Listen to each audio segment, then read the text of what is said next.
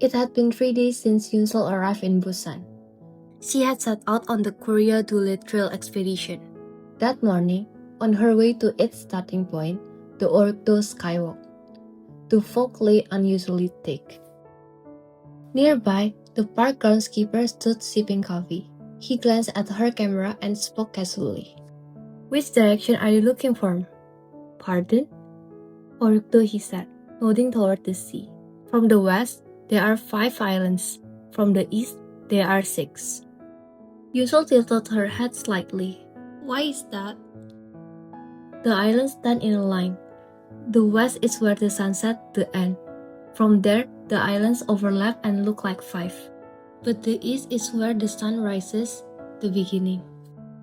The groundskeeper looked out at the sea for a moment, then added, "People here say that seeing 6 from the east means someone is coming back." Those words lingered strangely in Yunsol's mind. As she pressed the shutter, a strong wind swept past. On her camera screen, the sea shimmered, and the outline of the island faded faintly away. That night, at the small guest house where she was staying, Yunsol asked the owner a question that had been circling her mind. "By any chance, do you know any old legends about Oryukdo?" The woman paused, then disappeared briefly into another room. She returned with a warm notebook. Its edges was yellow, warped by years of sea air. "This is my mother's journal from the wartime refugee days." Inside was a short passage, written in careful handwriting. "My husband sailed out toward the eastern sea.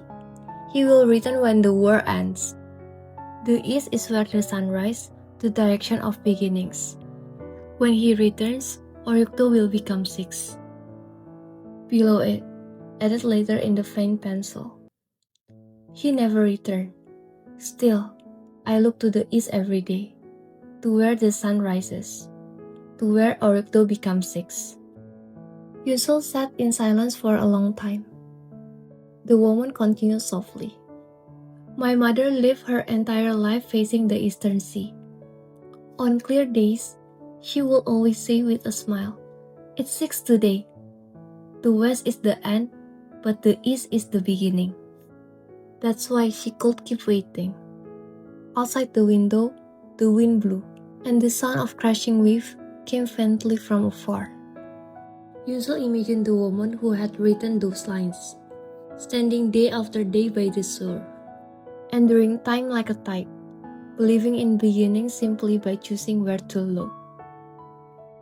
The next morning, Yunsol deliberately walked to the eastern side of Oryukdo. The fog had thinned and the sea lay calm. From the east, Oryukdo was clearly 6. She lowered her camera. For once, she didn't want a photograph. She wanted to witness this with her own eyes. "There are 6. Her words scattered into the wind. At that moment, something shimmering caught her eye somewhere out on the sea. She couldn't tell whether it's sunlight glinting off the waves or a small boat drifting far offshore. Without thinking, she muttered, "Since the east is direction of beginnings, someday someone will return." Before she could finish the sentence, a strong wind swept through. Sunlight spilled across the surface of the sea, and one by one, the islands were washed in brightness. Yunsol did not press the shutter. Some moments, she felt, were meant to live only as memory. When evening came and she returned to the guest house, Yunsol opened her journal and wrote a single line. "Today, Oryukdo has 6 islands, viewed from the east." She opened the window. The sunset spread across the sea, the west, the direction of endings. But she knew that tomorrow, the sun would rise again in the east, the direction of beginnings. The light fell gently and warm, like an old promise, quietly kept. A breeze stirred the curtain. Yunsol smiled. An end always carries a beginning. That's why waiting is possible.